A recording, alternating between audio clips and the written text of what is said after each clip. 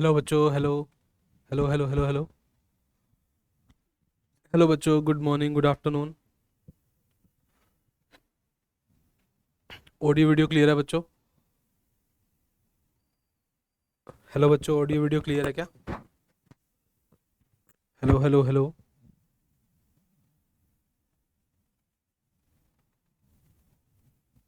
बच्चों, audio video clear है सबको?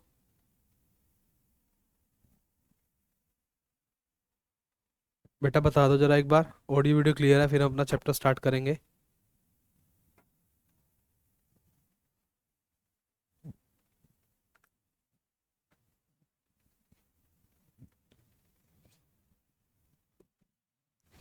बोलो बेटा।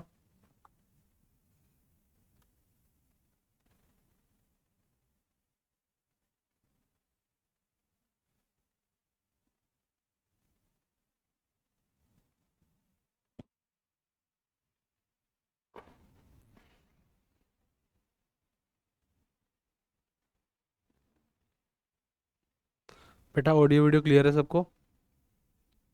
हेलो बच्चों। Gautampuri, Harinagar, Dwarka sector 6, sector 23। Audio video clear है बेटा सबको? क्लास स्टार्ट करें क्या अपनी?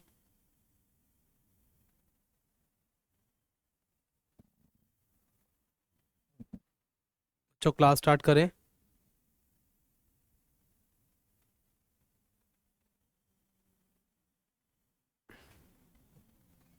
बोलो बेटा।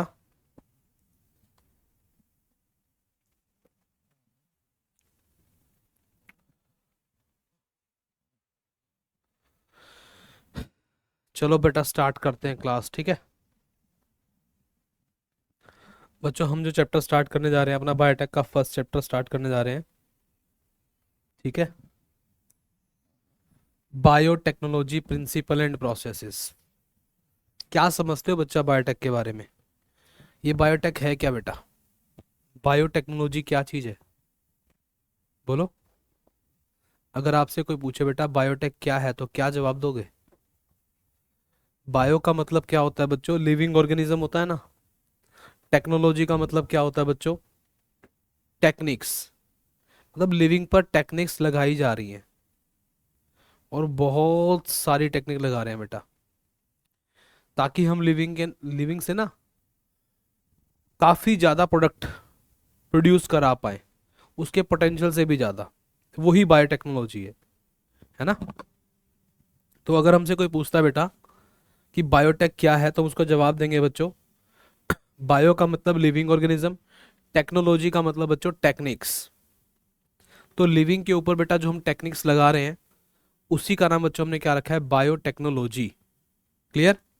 तो हम प्रिंसिपल एंड प्रोसेसेस के बारे में पढ़ेंगे अब। ओके, चलो। आपको इस बात का पता है बच्चों कि बायोटेक कोई ज़्यादा बहुत बड़ा हुआ नहीं है। हम पूरी की पूरी बायोटेक बेटा इस डायग्राम के बेसिस पर कंप्लीट करने वाले हैं, ठीक है? पूरी बायोटेक्नोलॉजी हम इस डायग्राम के बेसिस पर कंप्लीट करेंगे। एक बार ये बताओ, सबको ऑडियो वीडियो क्लियर है बच्चों? मुझे बस 2 मिनट का टाइम दो बच्चों, मैं अगर पानी लेके आ रहा हूँ बस, फिर करते हैं इसको स्टार्ट, ठीक है?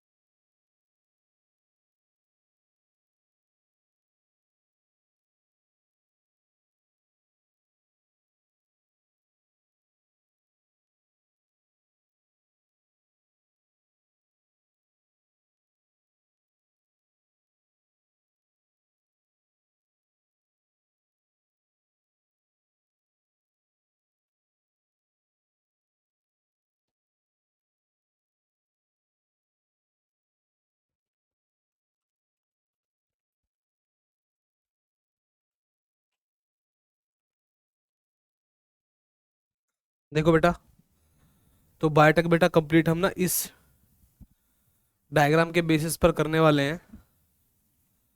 और मैं पूरा ट्राई करूंगा बेटा कि तुम्हारी इस बायोटेक के चैप्टर को बहुत ज़्यादा इजी बनाया जाए। ठीक है, तो हम बायोटेक पढ़ रहे हैं बच्चों। ये जो चैप्टर है बच्चों, देखो हमारी मदर भी एक बायोटेक्नोलॉजिस्ट ही हैं, क्योंकि अगर वो घर पर कर्ड बना रही हैं बेटा, दही बना रही हैं, तो वो बायोटेक का ही पार्ट है। बट वो क्लासिकल बायोटेक्नोलॉजी है, वो पुरानी है, ट्रेडिशनल है। क्योंकि हमारी मम्मा बेटा किसका यूज़ कर रही हैं? माइक्रोब्स का यूज़ कर रही हैं। और क्या बनाने के लिए कर रही हैं बेटा? यूजफुल प्रोडक्ट बनाने के लिए कर रहे हैं। बायोटेक यही तो होती है। तो बायोटेक क्या है बच्चों? Using microbes for useful products. ठीक है, ये बायोटेक होती है। तो बायोटेक का मतलब क्या होता है बच्चों? एक तरीके से ना, माइक्रोब्स का यूज करना यूजफुल प्रोडक्ट बनाने के लिए, उसी को हम लोग क्या बोलते हैं बच्चों? बायोटेक्नोलॉजी बोलते हैं। क्लियर? आओ देखो, हम लोग क्या करते हैं बच्चों बायोटेक के अंदर। सबसे पहला काम, एक बात जरा सोचने की है पहले यहाँ पर। जैसे एक प्रोडक्ट आपने सुना होगा, इंसुलिन। डायबिटीज के पेशेंट को देते हैं हम इंसुलिन।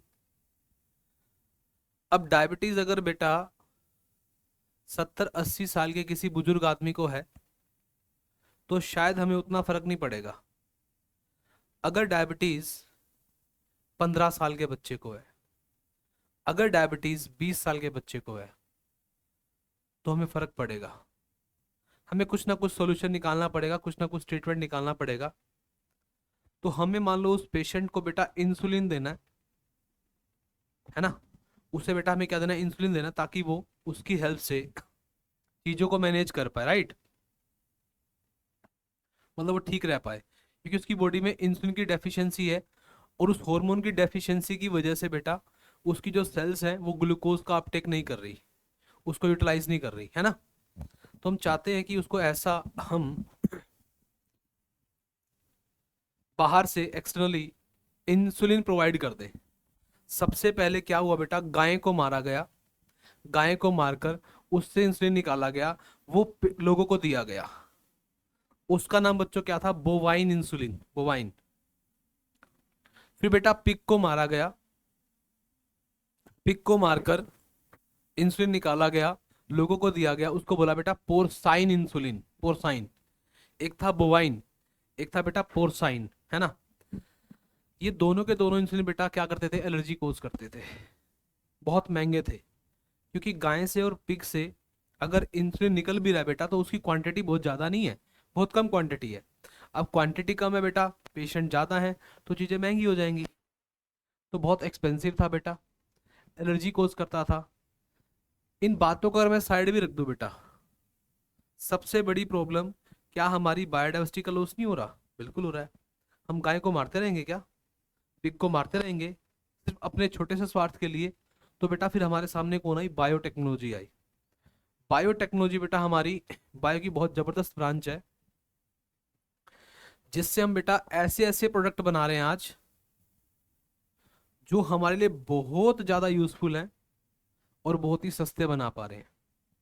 सोचो, कहाँ तो हमें इंसुलिन हार्मोन के लिए गाय को मारना पड़ रहा था, पिग को मारना पड़ रहा था, और कहाँ आज हम ह्यूमन का जीन निकाल के बैक्टीरिया में डाल देते हैं। ह्यूमन का जीन निकाल के बैक्टीरिया में डाल देते हैं आज हम। सोचो, कहाँ तो हमें, जरा दिमाग लगाओ बेटा, कहाँ तो हम लोगों को गाय को मारना पड़ रहा था, पिग को मारना पड़ रहा था। आज हम क्या करते हैं? बायोटेक की हेल्प से ह्यूमन का जीन निकालते हैं, बैक्टीरिया में डालते हैं, उसे कल्चर करते हैं, वो हमें प्रोडक्ट बना के दे देता है, बहुत ही कम टाइम में, बहुत ही ज़्यादा, और बहुत ही परफेक्ट प्रोडक्ट। यही तो बायोटेक है। तो बायोटेक में यही किया जाता है बच्चों। बायोटेक में ह्यूमन के डीएनए से पर बेस्ड या किसी भी जीन पर बेस्ड आज हम कोई भी प्रोडक्ट बनवा सकते हैं बैक्टीरिया की हेल्प से। सिर्फ हमें अपना जीन या स्पेसिफिक जीन निकाल कर बैक्टीरिया में डालना होता है, उसे कल्चर करना होता है, हमें प्रोडक्ट मिल जाता है। बहुत सारे प्रोडक्ट आज बायोटेक की हेल्प से बनाए जा रहे हैं बेटा। वो कैसे बनते हैं, क्या प्रिंसिपल है, क्या प्रोसेसेस है, वो हमें ये चैप्टर सिखाता है। इसका सबसे पहला स्टेप बच्चों, सबसे पहला स्टेप क्या होता है, आइसोलेशन ऑफ डीएनए। ठीक है, तो बायोटेक का बेटा अगर हम स्टेप्स की बात जब करेंगे, मैं जो स्टेप्स एनसीईआरटी में दिए हैं उन्हीं को उठा लेता हूँ। ठीक है,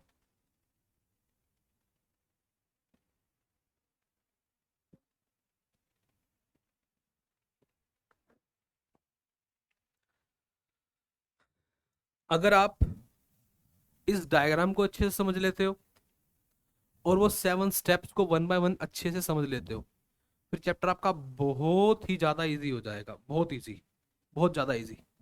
सबसे पहला स्टेप बच्चों क्या है, आइसोलेशन ऑफ डीएनए। मतलब अगर आप किसी को भी कोई प्रोडक्ट बनाकर देना चाहते हो, सस्ता भी, बढ़िया भी, और एलर्जी भी ना करे, तो बायोटेक से अच्छा ऑप्शन दुनिया में कोई भी नहीं है, पूरी दुनिया में कोई दूसरा ऑप्शन ही नहीं है। आपको करना क्या होगा बेटा, अगर आप इंसुलिन के पेशेंट को, है ना, जो डायबिटीज का पेशेंट है जिसके बॉडी में इंसुलिन की डेफिशिएंसी है, अगर आप उसको इंसुलिन देना चाहते हो, तो सबसे पहले आपको क्या करना होगा बेटा, आइसोलेशन ऑफ डीएनए। ये आपका पहला स्टेप होगा बच्चों, आइसोलेशन ऑफ डीएनए, बात खत्म, है ना।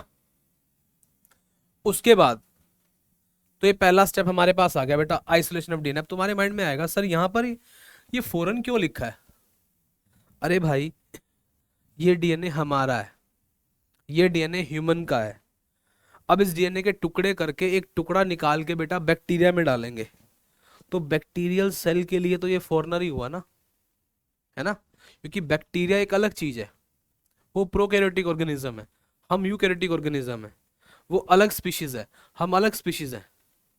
हम किसी और ऑर्गेनिज्म का, किसी अदर स्पीशीज का दूसरों की स्पीशीज में डालेंगे बेटा, तो वो उसके लिए तो फॉरनर ही होगा। तो ये फॉरनर डीएनए लिखा है बेटा यहाँ पर, फॉरेन डीएनए। ठीक है, तो पहला स्टेप होता है हमारा बायोटेक का, आइसोलेशन ऑफ डीएनए। आप इसके हिसाब से बेटा कोई भी स्टेप सोच सकते हो। मतलब अगर आपको ग्रोथ हार्मोन बनाना है तो भी सेम प्रोसेस रहेगी, अगर आपको एफएसएच बनाना है तब भी सेम काम करना पड़ेगा, आपको एलएच बनाना है तब भी सेम काम करना पड़ेगा, आपको कोई भी ऐसा प्रोडक्ट बनाना है जो आपके जीन से बनता है, सेम रहेगा सबके लिए, सभी के लिए सेम। आपको इस बात का पता भी है बच्चों कि आपके पास टोटल 30,000, 30,000 आपके पास जीन्स हैं, 30,000। तो आप 30,000 अलग अलग प्रोडक्ट बना सकते हो, पर तरीका सबका सेम रहेगा। तो किसी भी एक प्रोडक्ट को बनाने का तरीका सीख लो, सभी प्रोडक्ट बनाने का तरीका अपने आप आ जाएगा। तो सबसे पहला स्टेप होगा बेटा क्या, आइसोलेशन ऑफ डीएनए, ये पहला स्टेप है। उसके बाद हम क्या करेंगे बच्चों, इसके टुकड़े करेंगे। ये देखो टुकड़े कर दिए, ये सेकंड स्टेप है बेटा, फ्रेगमेंटेशन ऑफ डीएनए। देखो ध्यान से, क्या है बेटा, fragmentation of DNA by restriction endonuclease. मैं अच्छे से बताऊंगा बेटा, ये रिस्ट्रिक्शन एंडोन्यूक्लियस क्या होता है। ये एक एंजाइम होता है ना, आप सबको पता है रिस्ट्रिक्शन एंडोन्यूक्लियस क्या बेटा, एक एंजाइम है। देखो, आपने सुना होगा बच्चों कि ये एक बैक्टीरिया की सेल है, ठीक है, ये एक बैक्टीरियल सेल है, राइट। इसके ऊपर बेटा ये वायरस ने अटैक किया,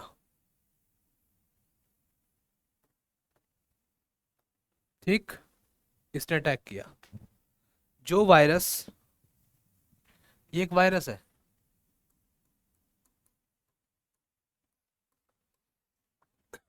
जो वायरस बैक्टीरिया पे अटैक करते हैं, है ना, उन वायरस को बेटा हम लोग क्या बोलते हैं, बैक्टीरियो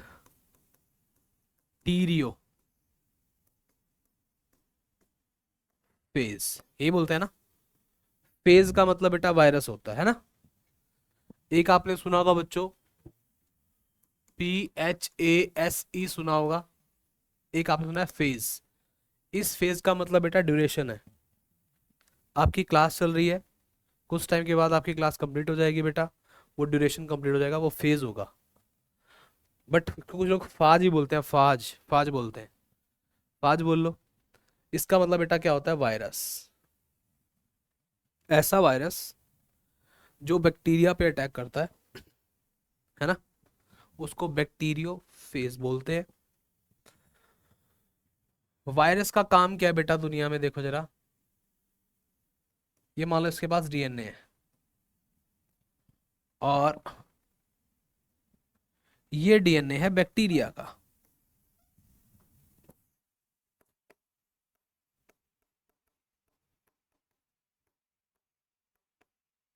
ये डीएनए किसका है बेटा, बैक्टीरिया का है, ठीक है। और ये डीएनए किसका है बेटा, वायरस का है। अब देखो हो क्या रहा है बच्चों, समझना। ये वायरस इस सेल में बहुत ही ज्यादा मल्टीप्लाई करना चाहता है, ठीक है, बहुत ज्यादा। ये वायरस इस सेल में बहुत ज्यादा मल्टीप्लाई करना चाहता है। वायरस का काम यही होता है बेटा। वायरस हमेशा दूसरों की सेल पे अटैक करते हैं, उसकी सेल को कंट्रोल करते हैं, उसकी सेल में मल्टीप्लाई करते हैं, और लास्ट में उसकी सेल को मार देते हैं। देखो, आपके घर पे किसी चोर ने अटैक किया, कोई बात नहीं। फिर आपके घर ने चोर ने आपके घर पे अटैक किया, फिर आपके घर में ही रहकर उसने रिप्रोडक्शन किया, अपने बच्चे पैदा किए, और लास्ट में वो पूरे घर को ही खत्म करके चला जाए, तो काफी दुख होगा। सेम फंडा यहां पर है बच्चों। ये एक वायरस है, इसने अटैक किया बैक्टीरिया के ऊपर। अब ये बैक्टीरिया के अंदर अपने डीएनए को इंसर्ट कर रहा है, ये इसका डीएनए है। अब ये वायरस चाहता है किसी भी तरीके से मैं इस सेल का पार्ट बन जाऊं, इस बैक्टीरियल सेल का पार्ट बन जाऊं, ये पूरी सेल इसके कंट्रोल में हो जाए। अगर ये पूरी सेल से कंट्रोल में हो जाएगी तो बेटा वायरस क्या करेगा, मल्टीप्लाई करेगा। लेकिन बैक्टीरिया ऐसा होने नहीं देगा। आपके घर पे भी अगर चोर अटैक करेगा, और वो आपकी आंखों के सामने अटैक करेगा, आप उसको अपने ऊपर अटैक करने नहीं दोगे। आप कोशिश करोगे उसे मारने की, आप कोशिश करोगे उसको रोकने की। कोई चोर चोरी करता है, कोई टेररिस्ट कुछ भी कर रहा है बेटा आपके घर में आकर, और आपको आंखों से दिख रहा है, आप अपनी कोशिश जरूर करोगे उसको रोकने की, उसको मारने की। सेम बैक्टीरिया ने भी कोशिश की बेटा। इसने कोशिश में क्या पैदा कर दिया, इसने कोशिश में पैदा कर दिया बेटा दो एंजाइम। इसने कोशिश करके बेटा दो एंजाइम पैदा कर दिए। अब दो एंजाइम में से बेटा, इनमें से एक एंजाइम तो बेटा डीएनए को काटने वाला है, डीएनए को काटने वाला एंजाइम है। दूसरा जो एंजाइम बच्चों, वो क्या करता है बेटा, डीएनए को प्रोटेक्शन देता है।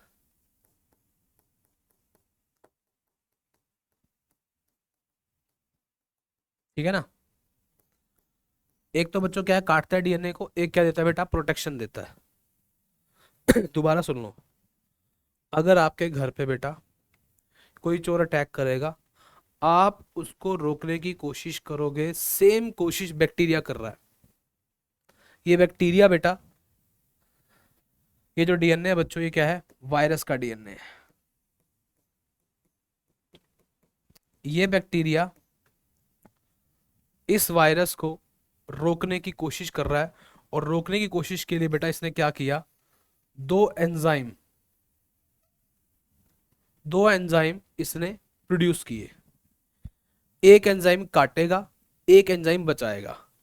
अब बात यह आती है, सर काटना किसको है, काटना किसको है सर, काटना है वायरस के डीएनए को। तो ये एंजाइम बेटा वायरस के डीएनए को काट देता है। अब यही एंजाइम बेटा बैक्टीरिया के डीएनए को ना काटे, तो इसलिए प्रोटेक्शन देने वाला एंजाइम भी हमारे पास अवेलेबल है। तो ध्यान रखना बेटा, इसका नाम होता है मिथाइलेज।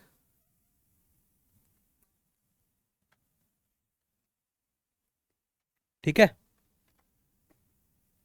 बात समझ में आ रही है बेटा।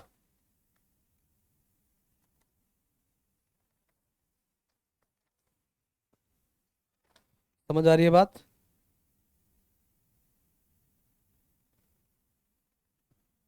ठीक है, तो बेटा बात को समझना ध्यान से। बैक्टीरिया ने दो एंजाइम पैदा किए, एक एंजाइम डीएनए को काटने वाला है, एक बचाने वाला है। काटना वायरस के डीएनए को, बचाना जो है वो बैक्टीरिया के डीएनए को बचाना है। ठीक है, तो अल्टीमेट क्या हुआ बच्चों? अल्टीमेट क्या हुआ? इस वायरस की ग्रोथ क्या होगी बेटा? रिस्ट्रिक्ट हो गई, रिस्ट्रिक्ट, रुक गई। अब ये वायरस इस सेल के अंदर ग्रोथ नहीं कर पाएगा। जब उसका डीएनए ही कट गया, वो कैसे ग्रोथ कर पाएगा? तो इस एंजाइम से उसकी ग्रोथ रिस्ट्रिक्ट हो गई। इसीलिए बेटा इस एंजाइम का नाम फेमस हो गया उस दिन से। इसको रिस्ट्रिक्शन एंडोन्यूक्लियस कहते हैं बेटा। रिस्ट्रिक्शन एंडोन्यूक्लियस ना, क्या नाम था बेटा इसका? हमने रिस्ट्रिक्शन, है ना, एंडो न्यूक्लियस, है ना। इसको बोला बेटा हमने रिस्ट्रिक्शन एंडोन्यूक्लियस। रिस्ट्रिक्शन एंडोन्यूक्लियस बोला इस एंजाइम को हमने, क्योंकि इसने क्या किया बच्चों? इसी ग्रोथ को रिस्ट्रिक्ट कर दिया, इसी ग्रोथ को रोक दिया, इसलिए इसको रिस्ट्रिक्शन एंडोन्यूक्लियस बोलते हैं। एंडो मतलब अंदर। ये हमें कहां से मिला बेटा? सेल के अंदर से मिला है। ये किस पे काम कर रहा है बच्चों? न्यूक्लिक एसिड पे काम कर रहा है, डीएनए पे काम कर रहा है, इसलिए इसका नाम रख दिया रिस्ट्रिक्शन एंडोन्यूक्लियस। क्या बात समझ में आई बेटा? तो ये डीएनए को काटने वाला एंजाइम था बेटा, काटने वाला एंजाइम। आज तुम्हारे पास, आज तुम्हारे पास 900 से भी ज्यादा ये वाले एंजाइम अवेलेबल हैं, 900 से भी ज्यादा अवेलेबल हैं। जो आपने बेटा 230 अलग अलग बैक्टीरिया से निकाले हुए हैं। तो बेटा हम पढ़ रहे हैं बायोटेक्नोलॉजी, और हम पढ़ रहे हैं बेटा मॉडर्न बायोटेक्नोलॉजी। इस यूनिट के अंदर हमें क्या करना है बच्चों? इस यूनिट में हमें जीन से कोई प्रोडक्ट बनाना है। जीन किसी और का होगा, प्रोडक्ट बैक्टीरिया बनाएंगे। बैक्टीरिया को क्यों चुना? मल्टीप्लिकेशन रेट बहुत हाई होता है इसलिए चुना, बहुत फास्ट मल्टीप्लाई करता है, बहुत फास्ट, इसलिए चुना। अब हमें करना क्या है बेटा? सबसे पहला काम सबके लिए सेम रहेगा, आइसोलेशन ऑफ डीएनए। सबसे पहले हम लोग क्या करेंगे बच्चों? डीएनए का आइसोलेशन। जिस भी इंसान का आप डीएनए या जिस भी इंसान का जीन आप बैक्टीरिया में डालना चाहते हो, आपको सबसे पहले उसका डीएनए निकालना पड़ेगा। उसके डीएनए को निकालने का तरीका भी हम बताएंगे आपको। डीएनए निकालना पड़ेगा। उसके बाद पूरा डीएनए बैक्टीरिया में नहीं डाला जाता, उसका टुकड़ा डाला जाता है। उसके टुकड़े को जीन कहते हैं। तो आपको फिर सेकंड नंबर पर बेटा उसके टुकड़े करने पड़ेंगे, फ्रेगमेंटेशन करने पड़ेंगे। फ्रेगमेंटेशन करने के लिए आपको एंजाइम चाहिए। एंजाइम का नाम क्या है बच्चों? रिस्ट्रिक्शन एंडोन्यूक्लियस है। ठीक है, रिस्ट्रिक्शन एंडोन्यूक्लियस। क्लियर? जो एक तरीके से रिस्ट्रिक्शन का मतलब क्या होता है बेटा? रोकना, है ना।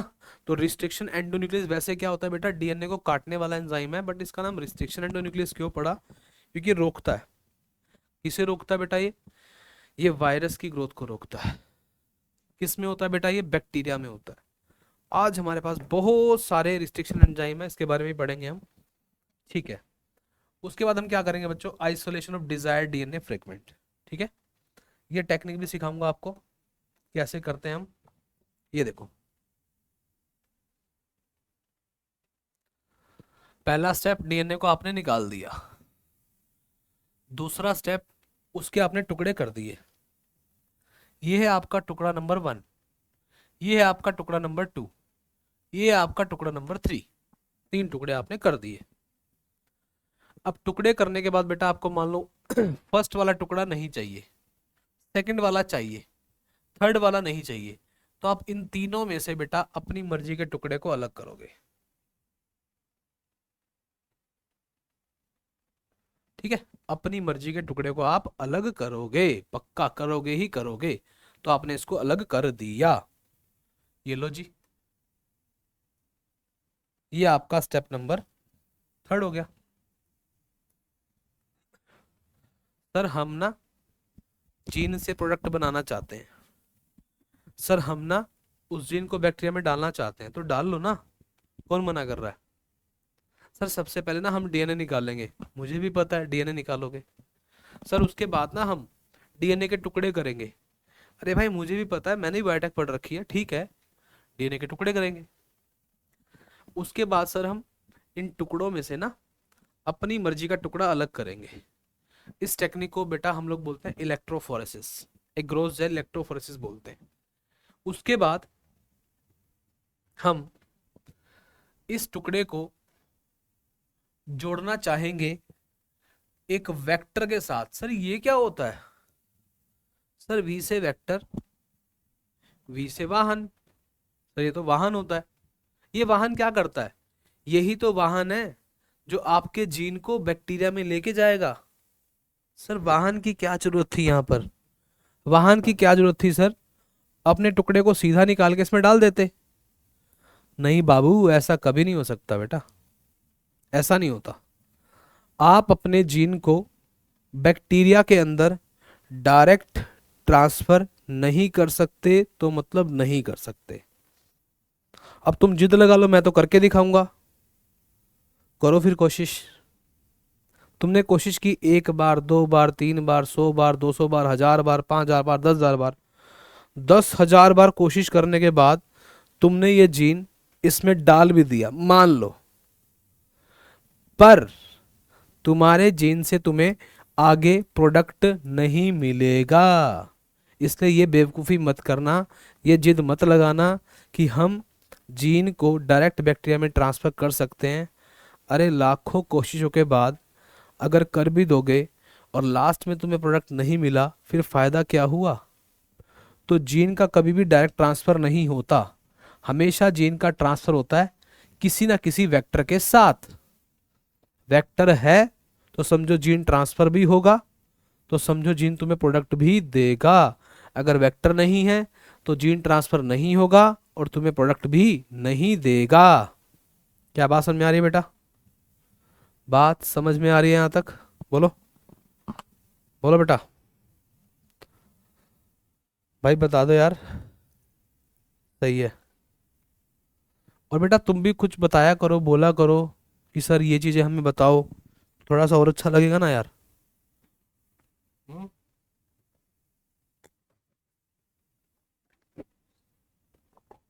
आप लोग इतने एडवांस हो कि आप लोग सब कुछ पहले पढ़ चुके हो, सब कुछ जानते हो, सब कुछ जानते हो बेटा। फिर और अगर कुछ जानने का मन में है वो पूछना चाहिए ना, या कोई डाउट है तो पूछना चाहिए। हम्म?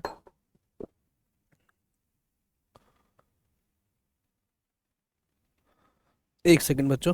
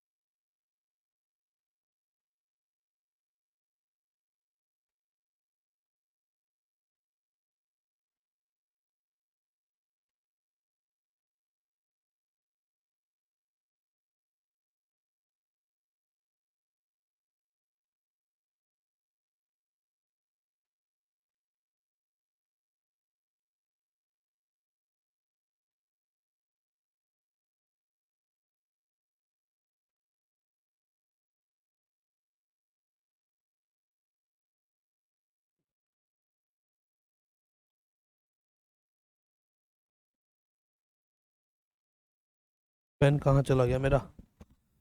हाँ बेटा, तो बेटा आपको कोई भी प्रोडक्ट बनाना है तो सबसे पहले आपको डीएनए को निकालना पड़ता है।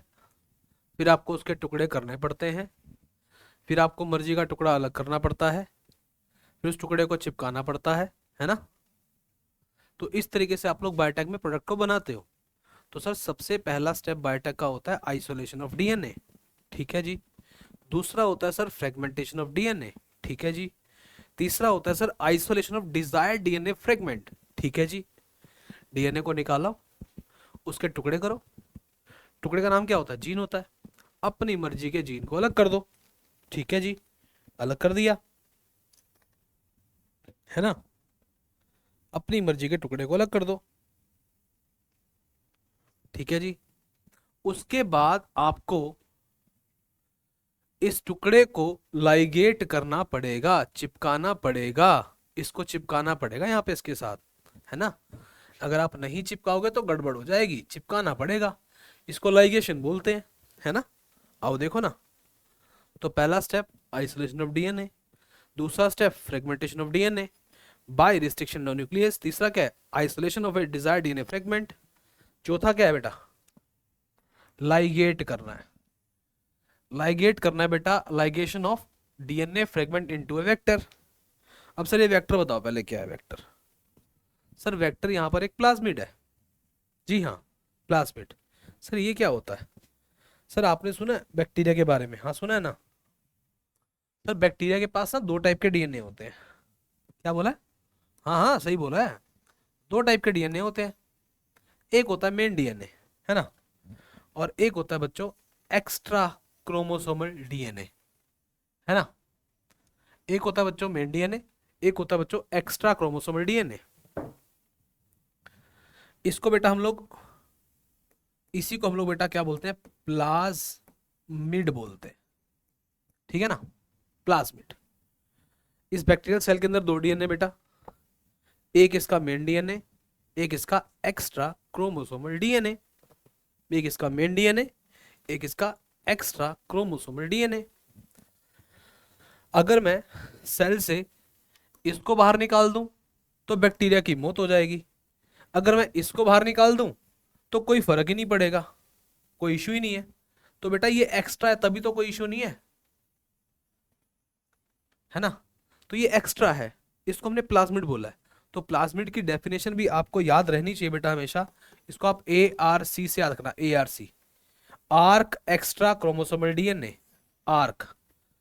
ए से आप बोलोगे बेटा ऑटोनोमसली, आर से बोलोगे बेटा आप रेप्लिकेटिंग, सी से बोलोगे आप सर्कुलर, ठीक है। ऑटोनोमसली अपने आप रेप्लिकेट करने वाला, गोल गोल सा circular extra chromosomal DNA of bacteria, उसको हमने क्या नाम दिया बेटा प्लाज्मिड दिया है, प्लाज्मिड दिया है। क्या ये बात क्लियर है। तो बेटा ये क्या है autonomously replicating circular extra chromosomal DNA of bacteria, बात खत्म, ठीक है ना। ओके। तो बेटा बायोटेक में अगर मैं बैक्टीरिया से कुछ बनाना चाहता हूं जो इंसान के बहुत काम आने वाला है, तो हमें हमें क्या करना होगा बच्चों, हमें हमें क्या करना होगा, हमें सबसे पहले उसका डीएनए निकालना होगा, उसके टुकड़े करने होंगे बच्चों, अपनी मर्जी का टुकड़ा अलग करना होगा, उस टुकड़े को बेटा प्लाज्मिड के साथ चिपकाना होगा। अब ये क्या बन गया बेटा, ये क्या बन गया, ये बन गया बच्चों हमारा recombinant DNA molecule. Sir recombinant, री मतलब दोबारा से, कॉम्बिनेंट मतलब कॉम्बिनेशन। भाई भगवान ने इंसानों को अपना डीएनए दिया था, बैक्टीरिया को अपना डीएनए दिया था, इंसानों को अपना, बैक्टीरिया को अपना, इंसानों को अपना, बैक्टीरिया को अपना, उनके पास अलग अलग डीएनए था बेटा। हम आ गए कौन, बायोटेक्नोलॉजिस्ट। उन्होंने क्या किया बेटा, इंसान के डीएनए को काटा, बैक्टीरिया के डीएनए को काटा, दोनों को बेटा मिक्स कर दिया, मिक्स कर दिया, मिला दिया, नया कॉम्बिनेशन बना दिया। अब ये वाला डीएनए ना तो पूरा का पूरा इंसान का रहा, ना पूरा का पूरा बैक्टीरिया का रहा, इसमें दोनों के दोनों डीएनए आ गए। इसलिए बेटा क्या है, रिकॉम्बिनेंट डीएनए, है ना। क्यों? क्योंकि इसमें क्या है बेटा, एक इंसान का जीन भी है, एक इंसान का जीन भी है इसके अंदर, और इसमें बैक्टीरियल डीएनए भी है। क्या बात समझे? तो रिकॉम्बिनेंट है।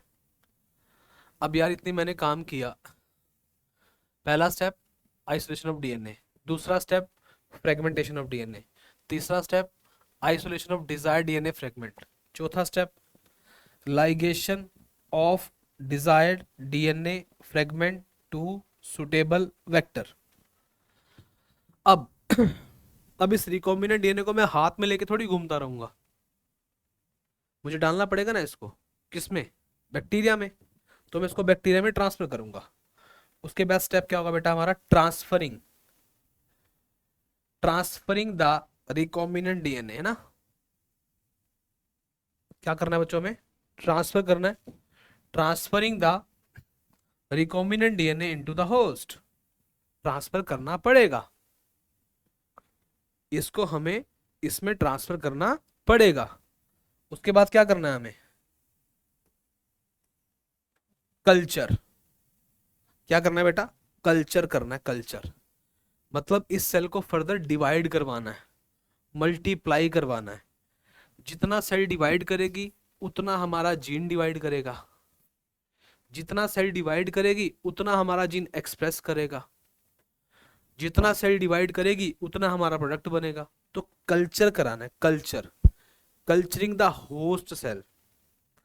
कम चाहिए तो कम बना लो, ज्यादा चाहिए तो लार्ज स्केल पे कल्चर कर लो। तो culturing the host cell in a medium at large scale, तो लार्ज स्केल पर इसको कल्चर करना पड़ेगा। समझे बात को बेटा, समझे क्या, समझ में आ रही है बेटा बात। पहला स्टेप आइसोलेशन ऑफ डीएनए, दूसरा स्टेप फ्रेगमेंटेशन ऑफ डीएनए, तीसरा step isolation of desired DNA fragment, ठीक है। चौथा step ligation of DNA fragment into a vector, पांचवा step transferring the recombinant DNA into the host. उसके बाद culturing the host cell in a medium at large scale, है ना, large scale. और last में प्रोडक्ट मिल जाएगा, उसको निकालो, पैक करो और बेच दो। तो क्या है बेटा, एक्सट्रैक्शन ऑफ डिजायर्ड प्रोडक्ट। ये बायोटेक के टोटल 7 स्टेप्स है, 7। जैसे बेटा 7 कलर्स होते हैं ना, कलर्स, ऐसे 7 स्टेप्स हैं बायोटेक के, है ना। जैसे शादी में 7 फेरे होते हैं ना बेटा, ऐसे स्टेप है बायोटेक के। जैसे 7 समुंदर होते हैं ना बेटा, ऐसे स्टेप्स है बायोटेक के। तो आपको सिर्फ 7 स्टेप्स ध्यान रखने हैं। ये 7 स्टेप का अगर तुमने डिटेल पढ़ लिया बेटा, यही पूरा चैप्टर है। ये तो एक हमने बेसिक सा इंट्रोडक्शन अभी डिस्कस किया है कि इस चैप्टर में हमें क्या क्या पढ़ना है ना।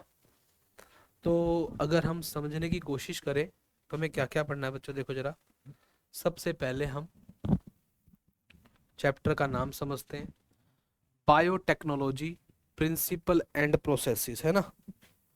हम क्या पढ़ रहे हैं बच्चों, बायोटेक्नोलॉजी प्रिंसिपल एंड प्रोसेसेस। हमसे किसी ने पूछा कि बायोटेक क्या होती है, तो हमने उसको जवाब दिया, बायो का मतलब होता है लिविंग, टेक्नोलॉजी का मतलब होता है टेक्निक। जब लिविंग ऑर्गेनिज्म के ऊपर टेक्निक लगाई जाती है तो लिविंग ऑर्गेनिज्म से काफी ज्यादा प्रोडक्ट बनाया जाता है, उसी को बायोटेक्नोलॉजी कहते हैं। तो बायोटेक 2 तरह की है बेटा, एक तो आपकी ट्रेडिशनल पुरानी क्लासिकल, जो कि आपकी मम्मा करते आ रहे हैं। अच्छा पहले मेरे को ये बताओ बेटा, यहाँ तक तुम्हें बातें क्लियर है, वो तो मैं तुम्हारा कभी रिवाइज कराऊंगा सारा का सारा। बोलो यहाँ तक क्लियर है क्या, तुम कुछ बोल नहीं रहे, मैं ही बोले जा रहा हूँ बेटा तब से।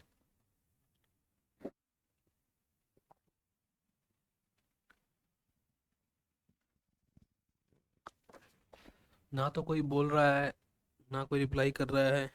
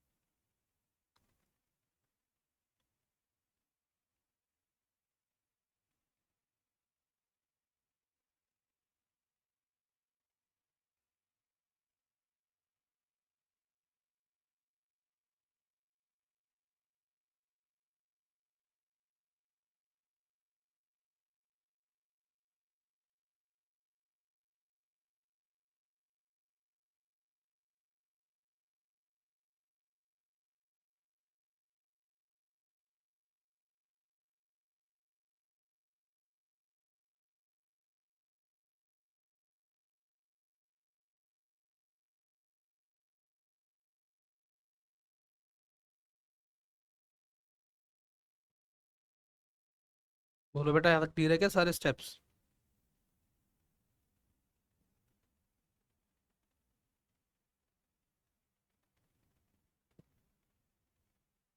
ओके, एक क्लास में तो रिप्लाई आया, चलो।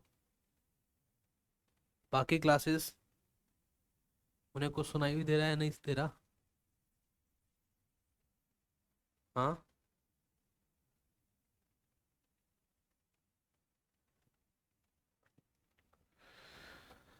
है बच्चों?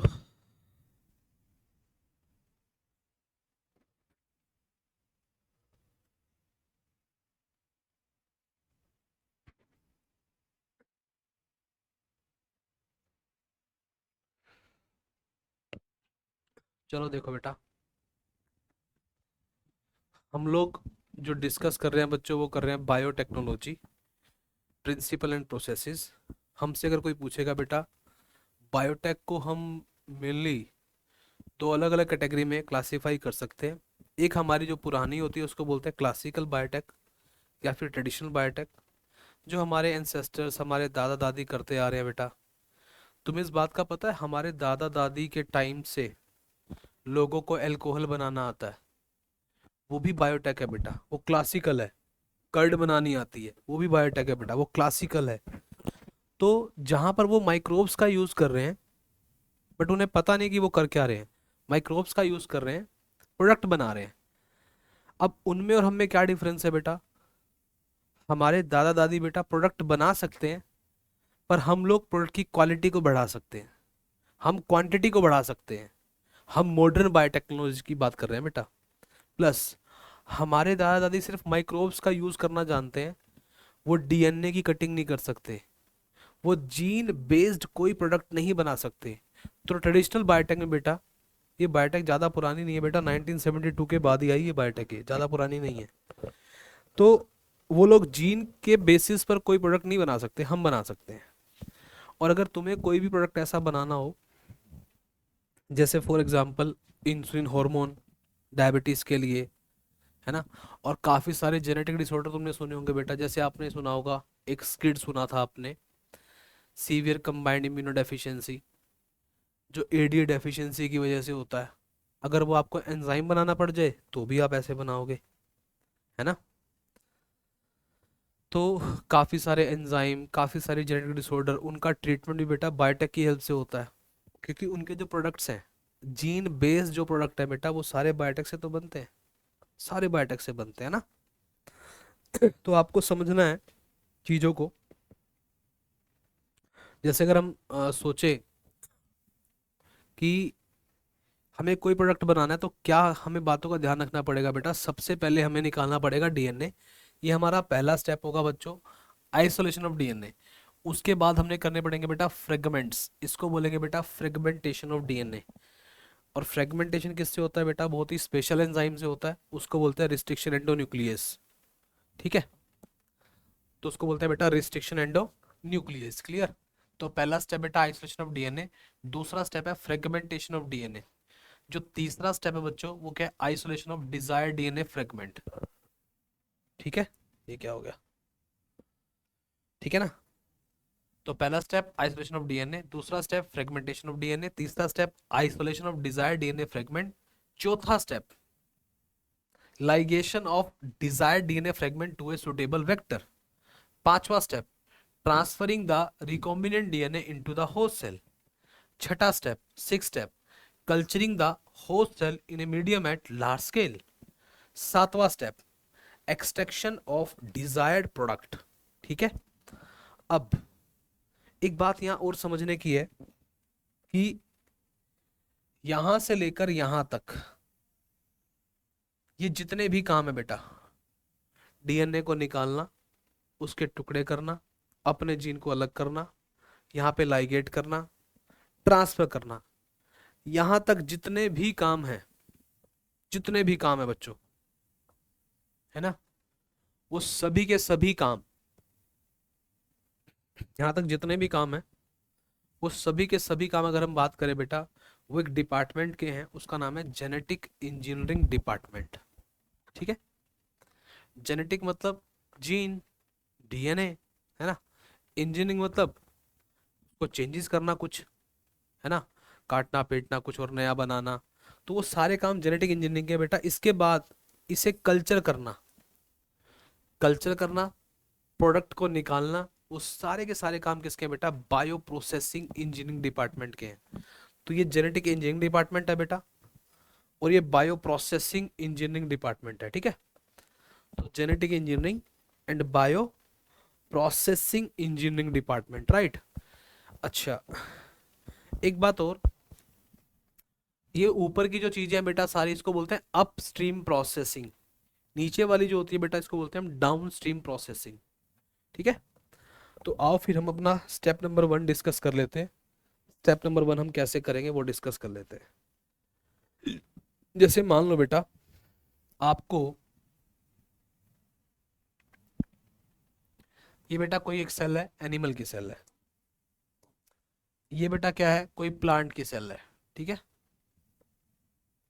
ये बेटा क्या है बेटा, कोई फंगस की सेल है। ठीक है। आ, ये बेटा मान लो कोई बैक्टीरिया की सेल है। ठीक है। तो हमारे पास अलग अलग सेल्स हैं।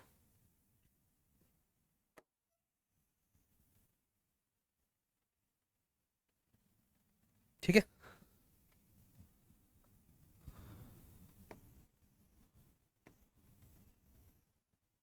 ठीक है।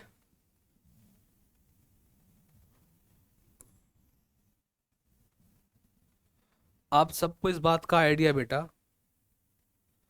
इन चारों के पास, चाहे एनिमल की सेल हो बेटा, चाहे प्लांट की, देखो डीएनए तो सबके पास है, निकालना डीएनए ही है, ये डीएनए है सबका। ठीक है। मैं तुम्हें थोड़ा सा फास्ट शॉर्टकट में बता रहा हूँ, ये सबका डीएनए बेटा। सभी के पास एक चीज कॉमन है बेटा, और वो है प्लाज्मा मेम्ब्रेन।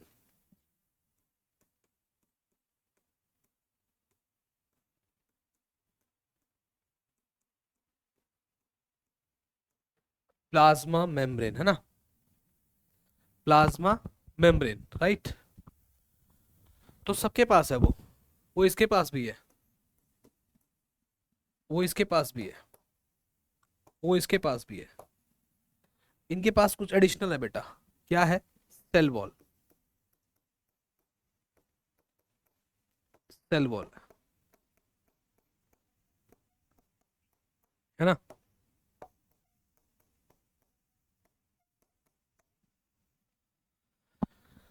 एक बात बताओ बेटा, आपका जो रूम है, आपके रूम का जो एनवायरनमेंट है, वो एनवायरनमेंट बाहर के एनवायरनमेंट से डिफरेंट है, सच में डिफरेंट है। थोड़ा सा डिफरेंस तो मिलेगा ना।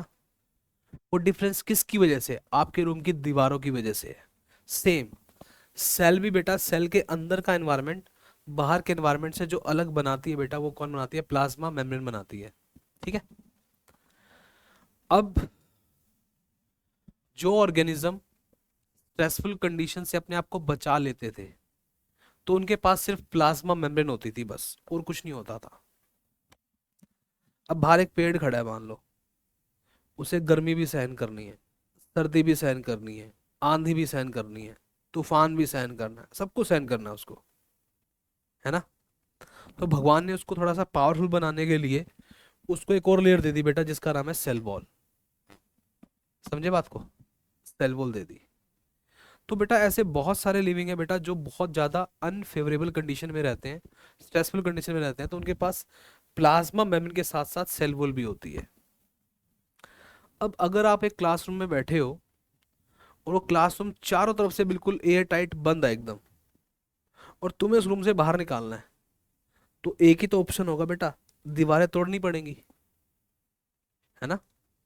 सेम यहां पर ऐसा है बेटा, अगर इन सेल के अंदर डीएनए है तो बेटा इनकी जो मेम्ब्रेन्स है ना, मेम्ब्रेन्स, इनको तोड़ना पड़ेगा, और क्या ऑप्शन है ही नहीं बेटा हमारे पास, इनको तोड़ना पड़ेगा बेटा।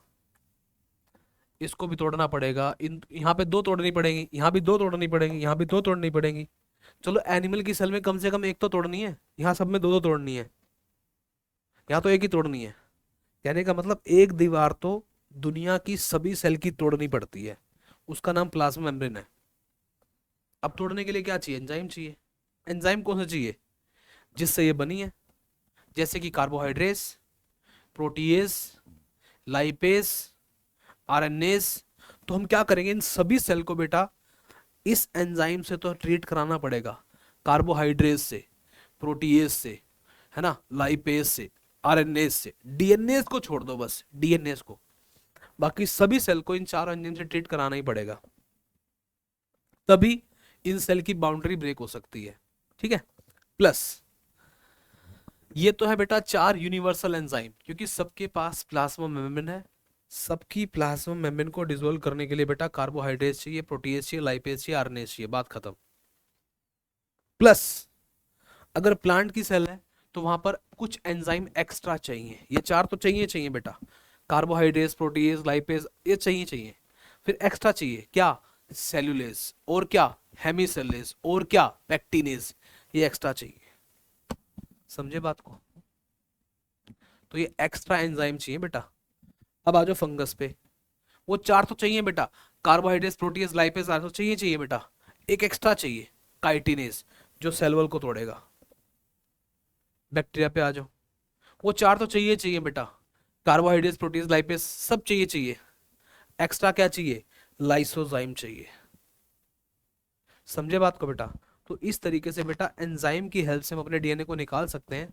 हाँ, एंजाइम से ट्रीट कराने के बाद, सभी सेल्स को बेटा एंजाइम से ट्रीट कराने के बाद, मान लो मैंने सभी सेल को बेटा एंजाइम से ट्रीट कराया, उसके बाद बेटा इसमें डाला जाता है चिल्ड इथेनॉल, CH3CH2OH।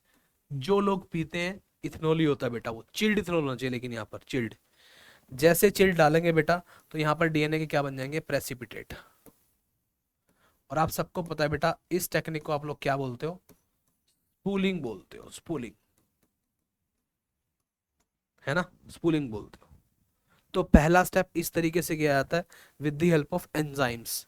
तो आपको बोलना है सर, दुनिया की किसी भी सेल से डीएनए को निकाला जा सकता है, चाहे वो सेल एनिमल की है, चाहे वो प्लांट की है, चाहे वो फंगस की है, चाहे वो बैक्टीरिया की है। कंडीशन एक है सर, एंजाइम चाहिए, और कुछ एंजाइम तो सर कॉमन है। कौन से कॉमन है? कार्बोहाइड्रेट्स, और प्रोटीएस, और लाइपेस, और आरएनएस, ये चाहिए चाहिए। प्लांट के लिए कुछ एक्स्ट्रा, फंगस के लिए कुछ एक्स्ट्रा, और प्लांट के लिए कुछ एक्स्ट्रा, फंगस के लिए कुछ एक्स्ट्रा, बैक्टीरिया के लिए कुछ एक्स्ट्रा। वो एक्स्ट्रा एंजाइम क्या करेंगे बेटा? वो इनकी सेल वॉल को डिसॉल्व करेंगे। क्या ये बात क्लियर है बच्चों? कोई दिक्कत? उसके बाद चिल्ड इथेनॉल डालेंगे, जिससे डीएनए के प्रेसिपिटेट बन जाएंगे, उसको बोलते हैं बच्चों हम लोग स्पूलिंग। क्या ये बात क्लियर है बेटा? बोलो, क्लियर है क्या? यस बच्चों, क्लियर है क्या? बोलो।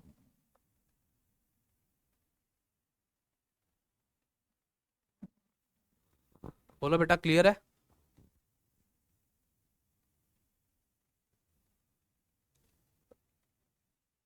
तो बेटा हम लोग बायोटेक पढ़ रहे हैं, और मैं तुम्हें कह रहा हूँ कि पूरी बायोटेक इसी डायग्राम पर बेस्ड है बेटा। स्टेप बाय स्टेप अगर आप 7 स्टेप्स को अच्छे से कर लेते हो तो बायोटेक आपको बिल्कुल क्लियर हो जाती है। सबसे पहला स्टेप डीएनए को निकालना होता है, फिर उसके टुकड़े करने होते हैं, अपने जीन को अलग करना होता है, जीन को चिपकाना होता है, रिकॉम्बिनेंट डीएनए को बैक्टीरिया में ट्रांसफर करना होता है, फिर कल्चर करना होता है, प्रोडक्ट निकालना होता है, यही बायोटेक है। डीएनए कैसे निकाला जाता है वो आपको मैंने सिखाया अभी। फिर डीएनए के टुकड़े कैसे करते हैं, एंजाइम से करते हैं। फिर इनमें से अपना टुकड़ा अलग कैसे करते हैं, वो टेक्निक सीखनी है बेटा हमने। उसका नाम है एग्रोस जेल इलेक्ट्रोफोरेसिस। उस टेक्निक से बेटा हम अपने काफी सारे टुकड़ों में से अपनी मर्जी का टुकड़ा अलग कर पाते हैं, है ना। तो यहाँ तक क्लियर है बच्चों सबको? क्लियर है क्या? बोलो। एक ही क्लास बोलती है बस अभी तो, और नहीं बोलती कोई क्लास, बोलो भाई।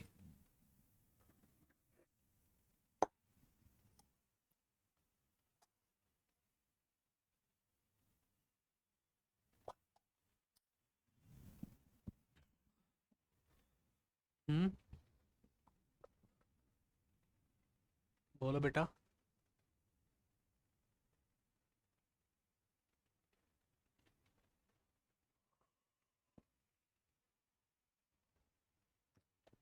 तो बच्चों देखो, अभी हमने ना 7 स्टेप्स का भी एक बेसिक डिस्कस किया है। इसमें से हमने फर्स्ट और सेकंड स्टेप को पढ़ लिया।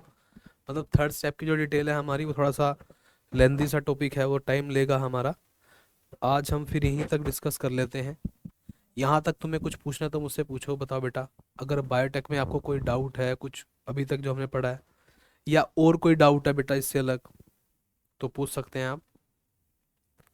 आपको इस चैप्टर में कोई भी ऐसा डाउट बेटा जो आपको मुश्किल लगता है, डिफिकल्ट लगता है, वो पूछ सकते हो आप।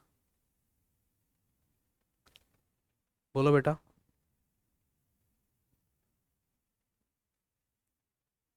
हम्म।